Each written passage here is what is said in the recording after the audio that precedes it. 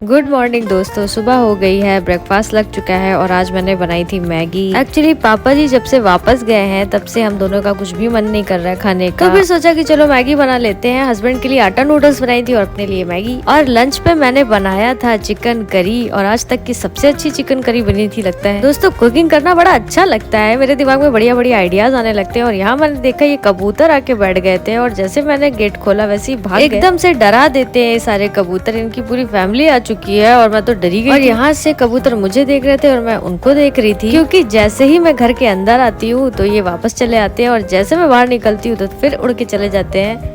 मतलब नजर रखते हैं दोस्तों मुझ पे। कबूतर भी अपनी मस्ती में है लेकिन मैं नहीं मस्ती कर पा रही हूँ दोस्तों, गर्मी लग रही है और अकेला अकेला सा लग रहा था। पापा जी को कॉल किया तो बोल रहे थे बेटा परेशान मत हो, मैं फिर से आ जाऊंगा।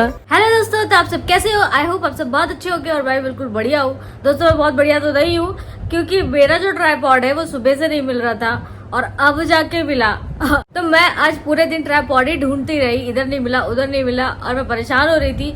हाथ से रिकॉर्ड कर रही थी दोस्तों क्योंकि फोन स्लिपरी है तो हाथ से फिसल जा रहा था और गर्मी बहुत होने लगी है इसलिए पसीना भी आ रहा था, तो वही रीजन है। ट्राइपॉड अब मिला है तो मेरी जान में जान है। दोस्तों मैंने देखा है कि कोई भी चीज खोती है, कोई भी सामान आपका जो बहुत यूज करते हो वो अगर खो जाता है तो वो पलंग के पीछे, टेबल के पीछे नीचे क्यों मिलता है। तो ऐसा मेरे साथ ही होता है या आपके साथ भी होता है, प्लीज मुझे कमेंट में जरूर बताना। और अचानक से मुझे फिर याद आया कि अरे मुझे तो 5 महीने हो रहे हैं व्लॉगिंग शुरू किए हुए, क्योंकि मैंने नहीं सोचा था कि मैं इतने दिन व्लॉगिंग कर ले पाऊंगी। और क्योंकि चैलेंज भी कर दिया था खुद को, रोज वो स्पिरिट आ ही जाती है कि आज मुझे व्लॉगिंग करनी ही करनी है। तो अभी पीने जा रही हूँ मैं फ्रूटी और फ्रूटी पीते पीते आपसे बात करूंगी बिकॉज बहुत ज्यादा गर्मी है, शुगर बहुत होता है इसमें बट क्या करूँ, फेवरेट है। और मैं 1 साल बाद फ्रूटी पीने जा रही हूँ दोस्तों। इसके बीच में मैंने फ्रूटी नहीं पी, मुझे नहीं पता, हो सकता है शायद बीच में कभी पी ली हो। तो फ्रूटी से मुझे याद आया कि जब मैं छोटी थी और फ्रूटी पीती थी, पहले दूसरे टाइप का इसका टेट्रा पैक आता था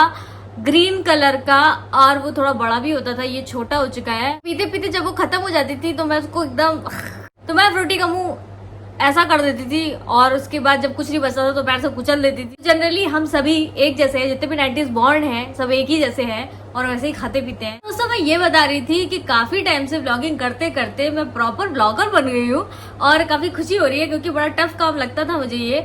मैं बहुत प्राइवेट पर्सन थी, कोई चीज रिवील नहीं करती थी कभी, बट फिर भी मैंने काफी हद तक अपनी लाइफ को व्लॉगिंग के थ्रू दिखाया है और सही मायनों में तो अच्छा भी लगने लगा है। दोस्तों एक चीज तो पता चल गई कि जो पहले मैं इतना इजी समझती थी यूट्यूब को, बट बहुत ज्यादा टफ है। अगर आप डेली व्लॉगिंग करते हो तो ये फुल टाइम जॉब है और आपको तोड़ मरोड़ के रख देती है।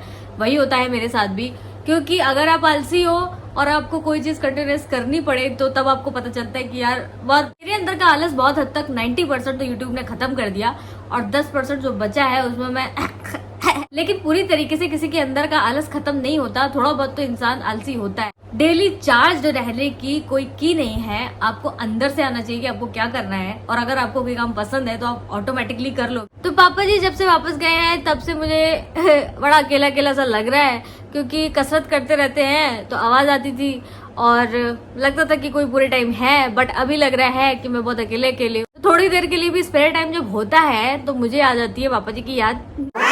दोस्तों 5 AM और तूफानी बनाने के लिए मैं सोच रही थी कि उसको मैं ओपन एयर पे रिकॉर्ड करूं। जब सुबह होती है तो मैं ऊपर छत पे जाके या बाहर जाके रिकॉर्ड करूं, उससे और अच्छी फीलिंग आएगी। मतलब 5 AM सुबह सुबह, हालांकि पूरा अंधेरा रहता है, लेकिन फिर मैंने सोचा कि अगर मैं बाहर इतना चिल्ला चिल्ला के बनाऊंगी, मतलब मैं तेज बोलती हूँ तो सब लोग जग जाएंगे, उनकी नींद खराब हो जाएगी, तो मुझे ये नहीं चाहिए। हालांकि मैं जगाना ही चाहती हूँ बट ऐसे नहीं कि मैं चिल्ला चिल्ला के, आपकी मर्जी होगी तब जब आप मेरा 5 AM देखोगे। तो पूरा टाइम मेरा यहाँ बीत रहा है। हस्बैंड तो पढ़ने के शौकीन है लेकिन मैं लिखने के शौकीन हूँ, मुझसे पढ़ा नहीं जाता और उनसे लिखा नहीं जाता। और अपने कॉलेज टाइम में मैंने कुछ पोएम्स लिखी थी जो पब्लिश भी हुई थी। जिस मैगजीन में वो पोएम छपी थी वो बहुत ज्यादा मशहूर मैगजीन नहीं थी, नॉर्मल सी थी, तो मुझे बहुत बड़ी बात नहीं लगी, इसलिए मैंने उसको वहीं पे छोड़ दिया और फिर अपनी पोएम्स को पब्लिश कराने के बारे में नहीं सोचा दोबारा, जो कि मेरी एक गलती थी। अब जब मैं अपने 5 AM चैलेंज में अपनी कोटेशंस यूज करती हूँ तो लोग उसको पसंद कर रहे हैं, तो यहाँ से मुझे कॉन्फिडेंस काफी मिल गया।